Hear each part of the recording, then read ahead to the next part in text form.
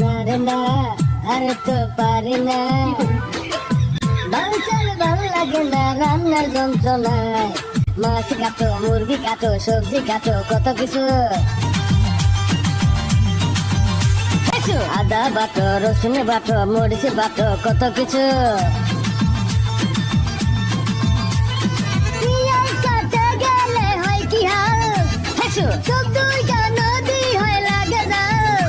সে সামলায় আমায় এই অবস্থায়, না রে না আর তো পারি না, বাল চাল ভাল লাগে না রান্নার যন্ত্রণায়।